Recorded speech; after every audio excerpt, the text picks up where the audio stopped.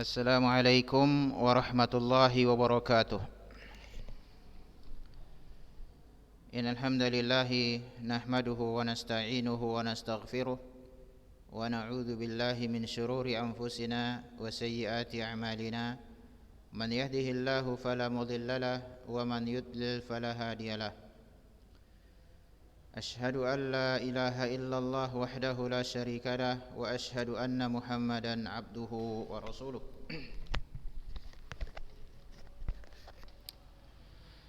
Amma ba'du, kita kembali mempelajari fikih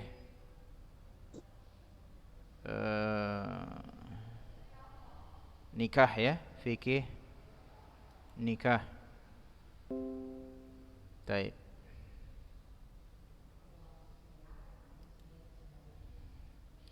Sebelumnya ini kemana? Yang baru bergabung itu 12. Ada Irmanisa, Ainus Sofiyah, Aisyah Husni, Hanifah, Nurul Khairani, Salsa Madinah, Sofi Nabila, Sofia Oril, Tasha, Yasmin, Aisyah Ayu.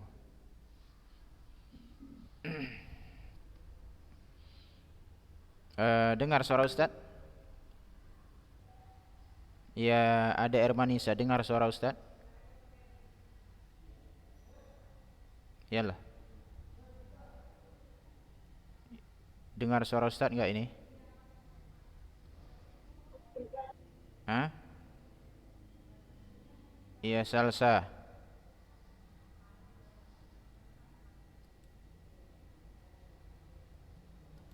Baik.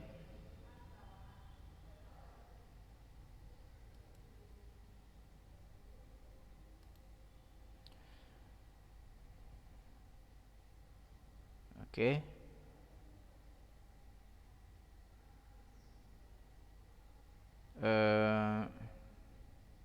Hukum melihat wanita yang dilamar telah kita ambil ya.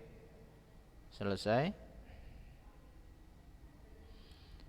Kemudian selanjutnya adalah syarat-syarat dan rukun pernikahan. Ya, syarat-syarat dan rukun pernikahan. Disyariatkan dalam pernikahan syarat-syarat sebagai berikut. Yang pertama, penentuan setiap pasangan dari suami dan istri, sehingga tidak sah akad pernikahan atas seorang perempuan yang tidak ditentukan. Contohnya, wali berkata, aku menikahkanmu dengan anak perempuanku, padahal dia memiliki anak perempuan lebih dari satu. Ya, jadi menikah itu harus jelas siapa yang bernikah. Ini syarat. Ya. Ini adalah syarat. Menikah harus jelas siapa yang menikah. Meskipun misalnya yang mau dinikahkan ada, tetapi kalau kasusnya seperti ini, anak perempuannya lebih dari satu, anak perempuannya yang mana? Ya. Atau dia berkata, aku menikahkannya dengan anak lelakimu. Ini juga belum enggak jelas anak lelaki. Kalau tadi misalnya ada beberapa anak laki-laki seperti ini, anak lelakinya yang mana? Ya. Dia harus jelas. Akan tetapi dia harus menentukannya dengan menyebut nama seperti Fatimah, Muhammad, atau dengan yang menyebut sifat seperti anakku yang sulung atau anak yang bungsu. Dan itu boleh. Misalnya aku nikahkan putriku fulanah dengan anak sulungmu, begitu. Dengan cara seperti itu boleh. Dari sini kita ketahui bahwasanya apa yang berlaku di masyarakat yang mewajibkan menyebutkan nama, misalnya yang menikah misalnya Muhammad dan Fatimah. Muhammad kan gitu ya. Kalau saya perhatikannya, saya kan itu dia jawab saya. Kalau enggak jawab pun katanya ulang enggak sah kan gitu. Biasalah orang awam berfatwa. Muhammad harus sebutkan nama Muhammad. Aku nikahkan putriku Fatimah dengan maharnya ini tunai. Kan gitu. Kalau laki-laki mengatakan aku menikah putrimu ini dengan mahar, enggak sah ulang, harus begitu kata-katanya, harus satu napas katanya. Meninggal orang, belum lagi menikah udah meninggal dia. Makanya ya, kasihan terkadang orang mau menikah itu udah keringat dingin duluan. Siapa yang menyebabkan itu semua? Orang awam. Orang bodoh yang berfatwa. Padahal mudah menikah itu. Makanya menikah adalah suatu mengucapkan menikah itu bukan perkara yang boleh kita main-main di situ. Ya. Kalau seandainya ada aku nikahkan engkau dengan putriku, laki-laki mengatakan aku terima, selesai. Maharnya mana Ustaz? Nanti ditentukan maharnya belakangan. Sesuai dengan mahar yang berlaku di tempat tersebut. Ya. Namun ya, kalau memang kondisi kita akhir zaman juga udah seperti ini, ya mudah-mudahan orang-orang yang menikahkan itu ngerti sedikitlah hukum. Kita meminta mereka untuk terus belajar, membaca karya-karya para ulama. Seperti apa sih menikah dalam Islam? Gitu. Bukan menikah sesuai selera masyarakat ya.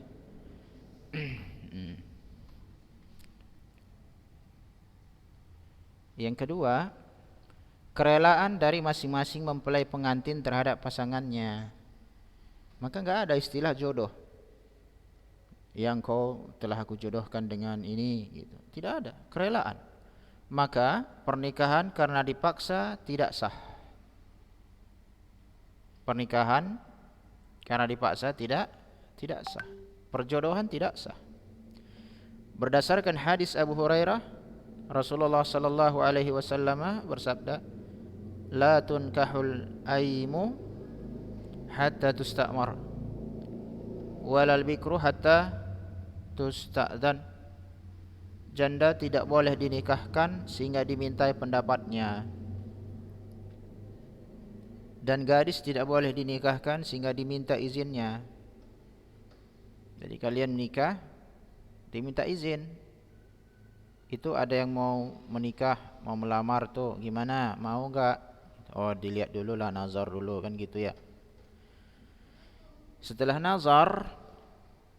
nazar, maka apa yang terjadi? Orang tua nunggu pendapat si anak. Setuju, lanjut. Kalau enggak, jangan pula orang tua udah terima aja, udah susah, dia udah bayar tadi, dia udah uangnya banyak itu, mobilnya akan lihat tadi datang, dia mobilnya banyak kan, gitu, mobilnya mewah gitu ya. Dia punya usaha udah mapan, apa lagi kupikirkan, agama itu nanti aja lah belakangannya itu, gitu. Mana tahu ada yang seperti itu, ya. Jadi, menikah karena terpaksa juga repot, ya. Menikah karena terpaksa juga, yakni tidak sah.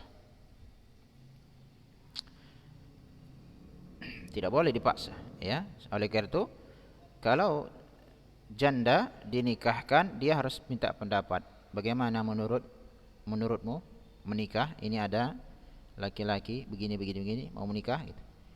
Begitu juga yang gadis diminta izin. Kenapa minta izin? Karena terkadang gadis malu dia bilang iya pun tidak, bilang enggak pun tidak. Malu dia. Tapi kalau janda kan enggak, ya dia udah pernah menikah, dia sudah tahu bagaimana bahtera rumah tangga, dan dia mungkin sudah menyadari enggak enaknya sendirian.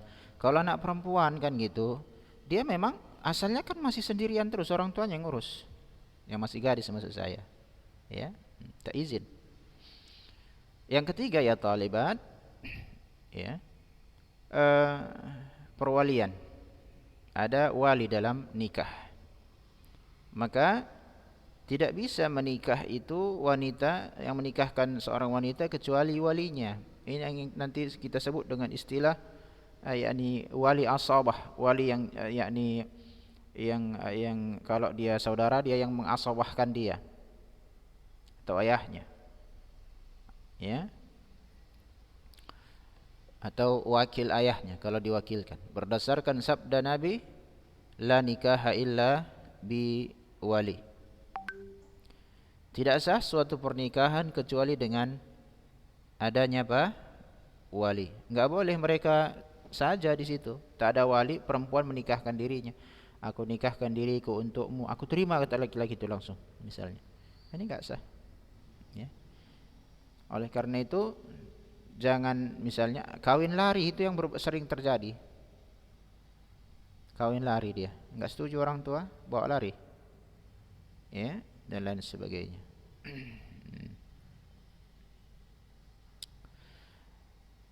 Tidak sah pernikahan kecuali dengan seorang walinya. Wali disyaratkan harus seorang laki-laki dewasa, ya, berakal. Kemudian kalau wali apa yang harus disyarat bagi dia? Laki-laki pertama. Berarti tidak boleh perempuan, ya. Tidak boleh perempuan. Kemudian dewasa, enggak boleh dia anak kecil. Berakal, tidak boleh dia yakni kurang akalnya atau gila misalnya. Mau menikah dia ketawa-ketawa sendirian, dia pula yang menikahkan, ini enggak sah. Merdeka berarti dia bukan budak, karena budak milik tuannya. Kemudian adil, yang dimaksud di sini adil adalah saleh. Walaupun secara lahir, artinya yang nampak gitu, yang nampak dia orang soleh, yakni tidak berbuat masalah, meskipun itu yang nampak. Adapun sisi batinnya kita enggak tahu, ya kan gitu ya. Nah inilah disyaratkan di dalam wali. Ayahnya, saudaranya, ya, pamannya, gitu. Yang keempat, ya talibat, kesaksian atas akad pernikahan. Ada saksi yang menyaksikan pernikahan itu. Maka pernikahan tidak sah kecuali dengan dua orang saksi muslim yang adil, dua orang dewasa sekalipun hanya secara lahir. Berdasarkan sabda Nabi, la nikaha illa biwali wa syahidai adalin. Tidak sah suatu pernikahan kecuali dengan seorang wali dan dua orang saksi yang saleh adil. Wa makana ghairu dzalika fahuwa batil. Dan pernikahan yang selain itu maka itu adalah pernikahan yang batil. Saksi itu tidak dimintai pendapat. Saksi itu dia hanya menyaksikan bahwasanya akad itu sah atau tidak, akad itu sudah terjadi, bukan pula saksi yang mengatakan sah. Kalau saksi enggak mengatakan sah, enggak sah nikahnya, ya enggak. Ia mengatakan, yang menjadikan akad itu sah, begitu sang orang tua mengatakan aku nikahkan putriku, laki-laki mengatakan aku terima, itu sudah sah. Kenapa? Kan mereka sudah akad. Maka pihak saksi dia sebetulnya tidak ikut campur dalam mensahkan. Dia hanya menyaksikan bahwasanya kalau di kemudian hari mereka berdua, laki-laki perempuan ini di jalanan nampak berdua, enggak jadi fitnah. Ada menyaksikan dulu bahwasanya dia udah menikah. Itu fungsinya. Meskipun saksi itu zaman sekarang ya, apalagi menikah ya banyak sekali yang hadir. Cuma yang saksi dua orang ini kan terkadang dipergunakan untuk tanda tangan. Kalau seandainya tidak ada manusia kecuali dua orang saksi sudah cukup. Jadi fungsi saksi pada zaman sekarang ini ya untuk mungkin Ustaz. Ustaz. Ya. 6. Ustaz, suaranya nggak kedengeran. Suaranya nggak dengar? Sama sekali? Sama sekali nggak dengar ini? Ini dengar? Suaranya sudah dengar? Sudah dengar? Baru dengar. Dari tadi nggak? Dari tadi nggak? Nggak ada Ustaz. Nggak, diam aja Ustaz. Oh diam aja? Padahal Iya. Ustaz dari tadi ngomong. Oke, nggak apa-apa. Hah? Ulang lagi berarti? Iya Ustaz, ulang aja lagi Oh, Ustaz. ulang ya. Kami mau menikah ini Ustaz. Ulang lagi lah Ustaz. Jam berapa sudah? Udah habis. 10.18 Ustaz. Udah habis. Sampai 10.30 nih ya. Oke, saya ulangi. Syarat-syarat pernikahan. Yang pertama, sesuai di buku itu saja, penentuan setiap pasangan dari suami dan istri, sehingga tidak sah akad pernikahan atas seorang perempuan yang tidak ditentukan. Misalnya wali berkata, aku menikahkanmu dengan anak perempuanku, padahal dia memiliki anak perempuan lebih dari satu. Tidak boleh ya. Dia harus tetapkan yang mana yang menikah. Enggak boleh aku nikahkan kau dengan anak perempuanku. Anak perempuannya lebih dari satu. Yang mana? Dan itu enggak sah. Atau misalnya aku nikahkan dengan anak lelakimu misalnya. Misalnya yang perempuannya sudah jelas. Yang mempelai laki-lakinya pula yang tak jelas. Ya. Yang mana ini anaknya banyak kan, yang laki-laki yang sulung kah atau yang bungsu kan gitu. Padahal dia memiliki beberapa anak laki-laki. Akan tetapi dia harus menentukan dengan menyebut nama seperti Fatimah dan Muhammad atau dengan menyebutkan sifat seperti anakku yang sulung atau yang bungsu. Di sini kalau kita lihat praktek modern itu yang sering kita katakan perlunya masyarakat kita ini edukasi atau pengertian pemahamannya terhadap agama. Kalau tidak, jika seandainya suatu saat ada orang menikah, aku nikahkan engkau dengan anak bungsuku, orang langsung mengatakan, oh enggak sah, itu harus disebutkan namanya. Penyebutan nama tak wajib. Ya. Tapi demikianlah keadaan di tempat kita ini. Ya. Nah, yang jelas, yang inti dari poin 1 ini adalah orang yang menikah itu jelas dia. Bukan pula kita meraba-raba yang menikah ini siapa. Ya. Ini poin yang pertama. Yang kedua, ridho, rela. Enggak boleh dipaksa ya menikah.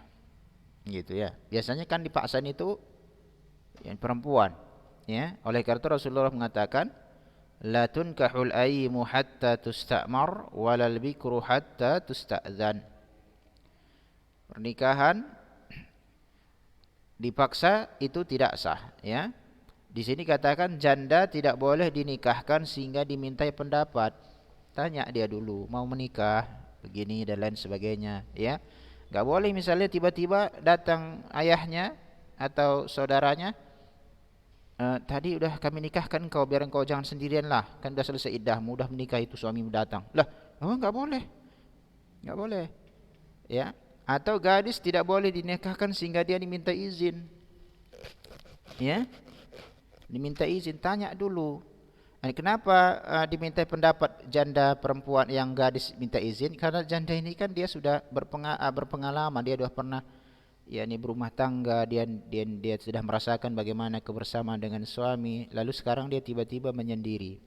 Beda dengan yang anak gadis, kan dia memang asalnya sendirian, yang merawatnya orang tuanya. Diminta izin. Jangan tiba-tiba datang kabar sama dia, engkau udah kami nikahkan. Pingsan dia langsung di tempat. Kan begitu ya. Dia harus dimintai izin, ya, dimintai izin. Jadi dengan ini tidak ada istilah Datuk Maringgih, ya. Siti Nurbaya enggak ada di sini nih. Perjodohan atau kawin paksa.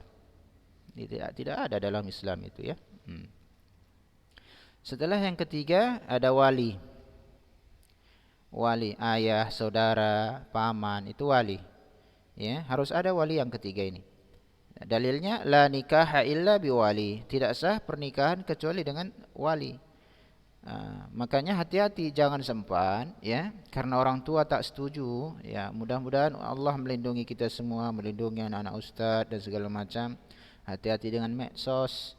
Udah keburu cinta pula ya kan. Kenapa? Udah biasa diskusi di medsos, lalu jumpa di simpang-simpang sana, lalu bawa lari. Kenapa? Orang tua tak setuju ini. Kenapa? Ini enggak sesuai kriteria orang tua saya kayak ini, nanti enggak diterimanya. Kan gitu. Menikah itu adalah ibadah. Udah kita bahas ya. Dan kemudian juga kita terus terang saja kalau berbicara dalam masalah ini, begitu dalam pernikahan itu ada setetes sperma saja masuk ke rahim, dia sudah menjadi ayah si anak seumur hidup. Maka bukan perkara main-main ini, ya. Hati-hati. Lagian kalau ada laki-laki membawa lari perempuan, itu bisa langsung dicap laki-lakinya memang bermasalah, bukan orang soleh dia. Maka orang yang sudah belajar seperti kalian ini enggak layak dengan orang-orang yang seperti itu. Jadi, nah apa syaratnya Ustaz? Pertama ya laki-laki. Dari sini kita ketahui ya thalibat, perempuan tidak bisa menikahkan orang lain, apalagi menikahkan dirinya sendiri. Ya. Yang kedua dewasa, dia harus dewasa, kemudian berakal, tentu bukan orang gila. Dia merdeka, bukan budak. Yang dimaksud adil adalah saleh, walaupun secara lahir yang nampak. Kita lihat dia orangnya baik, ke masjid. Meskipun ya kita nggak tahu apakah selain itu ya, kita kan nggak menyaksikan seluruh kehidupan manusia. Yang jelas yang nampak saja baik, maka dia jadi wali. Misalnya kalau nggak ada ayahnya, ada beberapa pamannya, kan begitu. Pamannya ini kan misalnya ada tukang pemabuk, ada juga, anggaplah seperti itu. Ini sekedar contoh. Maka carilah yang saleh kalau memiliki banyak paman. Yang keempat, kesaksian atas pernikahan. Ada saksi. Ya, ada saksi. Berapa saksinya? Kita lihat hadisnya. La nikahu illa biwaliyin wa syahidai adlin. Tidak sah suatu pernikahan kecuali dengan seorang wali dan 2 orang saksi yang adil, yang saleh. Jika seandainya di suatu tempat tidak ada manusia kecuali 2 orang menjadi saksi, maka dia itu sudah sah pernikahannya. Tapi yang perlu Ustaz sampaikan pada zaman sekarang ini, kalau orang menikah di tempat kita umumnya kan yang menghadiri banyak. Cuma saksi itu dipilih dia untuk menandatangani, yakni kalau terjadi nanti permasalahan hukum mungkin. Tapi kalau dari sisi syar'i, ya, saksi itu hanya untuk menyaksikan bahwasanya dia telah menyaksikan suatu proses pernikahan. Ini yang benar, bukan untuk mensahkan pernikahan. Pada prakteknya di lapangan, saksi itu dipergunakan untuk mensahkan pernikahan. Maka ditanya saksinya, sah, sah katanya. Kalau saksinya mengatakan, oh belum, ulang lagi, tadi belum 1 napas dia katanya. Ulang lagi. Salah ini. Kenapa saksi sekarang yang menjadikan, yang diangkat orang mensahkan pernikahan? Karena dimintai. Udah sah dia nikahnya. Kebetulan saksi itu kan ada orang jahil, orang ini nggak ngerti dia. Lalu ikut-ikutan, oh belum sah, dia pula yang ngatur. Meninggal duluan orang yang mau menikah itu dibuatnya terkadang. Bisa jadi ya. Saksi ini fungsinya hanya menyaksikan telah terjadi proses akad nikah, bukan sebagai penyetempel sah. Kalau penyetempel sah itu antara wali dengan yang laki-laki itu. Aku nikahkan putriku, ya namanya ini, kepadamu. Saya terima, kata laki-laki itu. Udah selesai. Udah sah itu. Enggak perlu lagi diminta stempel oleh orang lain. Ya. Cuma dikatakan, hanya saja dikatakan, udah diucapkan sah. Gitu. Ya udah sah. Seandainya pun tidak dikatakan sah, udah selesai. Karena itu akad. Akad ini kan begini, kayak jual beli. Jual beli asalnya, anakku, itu asalnya adalah karena ada akad antara penjual dan pembeli. Aku beli permen, jangan pula permen anak ya.